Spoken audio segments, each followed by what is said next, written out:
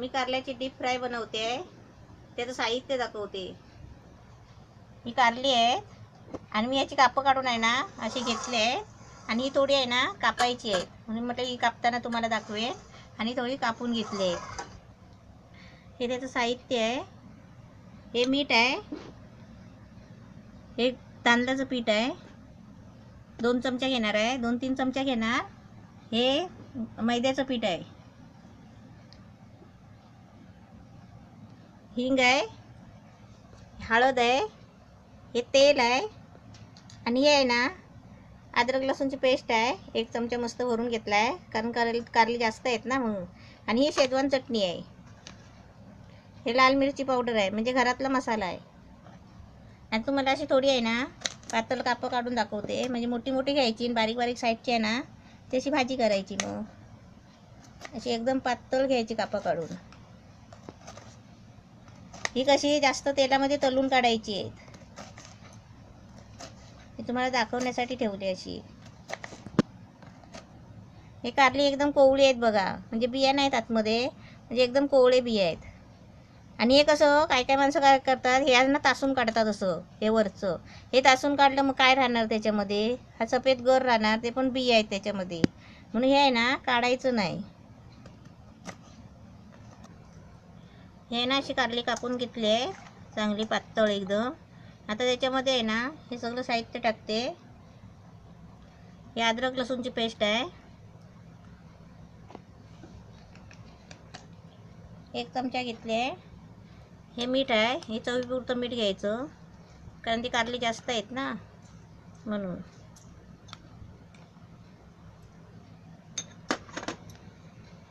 हे मिरची मसाला आहे, हे किती 1.5 चमचा घेतला आहे, म्हणजे सगळं घेतलं आहे ते.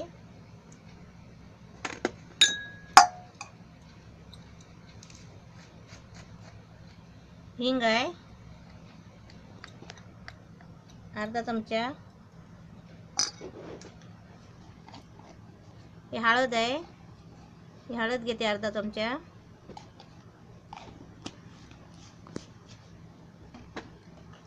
आणि आहे ना शेजवान चटणी आहे.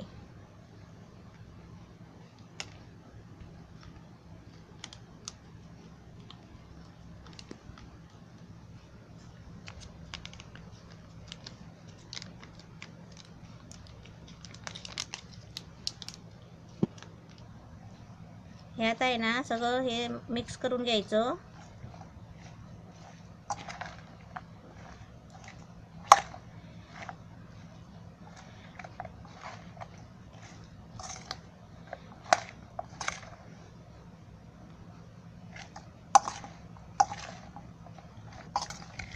हे आता असं सगळं मिक्स करून आहे ना असं 2 मिनटं ठेवायचं आहे, कारण का त्याला पाणी सुटेल ना, त्या बाहेरचं पाणी नाही वापरायचं आहे.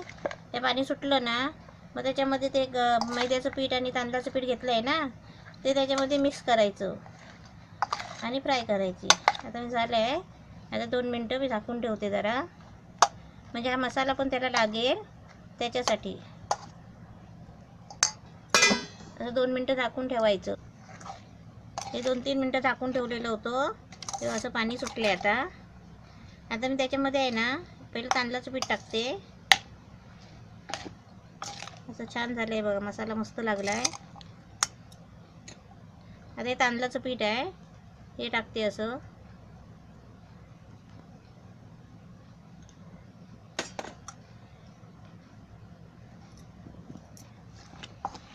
हे असं पीठ लागेल तसं लावायचं, म्हणजे मी ते घेतलंय बरोबर 3 चमचा, कारण त्याच्यामध्ये पाणी नाही टाकायचं आहे.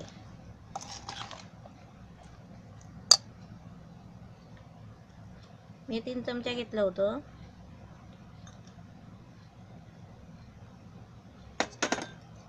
असं पीठ लावून लावून आहे ना असं सारखं करून घ्यायचं, म्हणजे सगळं लागलं पाहिजे त्याला. हे मोठे आहे ना 3 चमचे पीठ होतं तांदळाचं.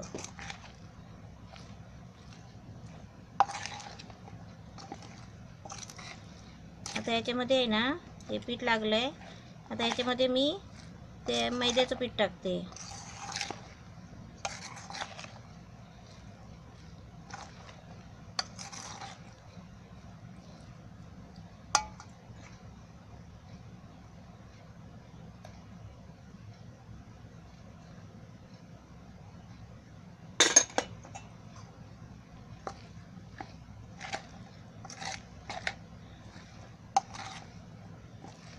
याचं नाव आहे शेजवान करेला डीप फ्राय,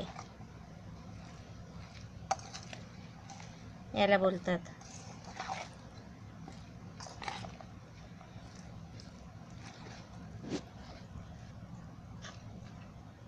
पीठ कसं 3 चमचे घेतले होते मोठे. बस आता एवढंच कालवते आणि फ्राय करते. तेल तापायला ठेवलं आहे.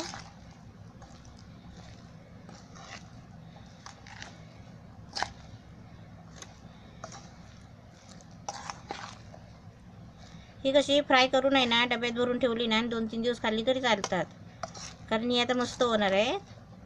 तळून काढणार ना आपण तेलात ना.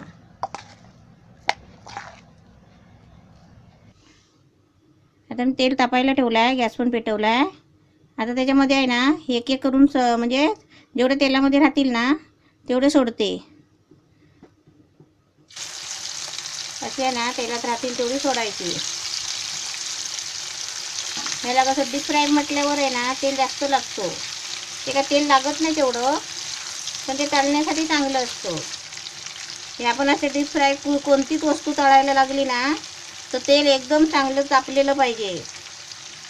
मस्तपैकी तापायला पाहिजे तेल, मग कुठलीच गोष्ट नरम नाही राहत. आणि त्याला जास्त कसं तेल नाही लागत, एकदम डीप फ्राय होऊन आहे ना सुकं सुकं बाहेर येतं.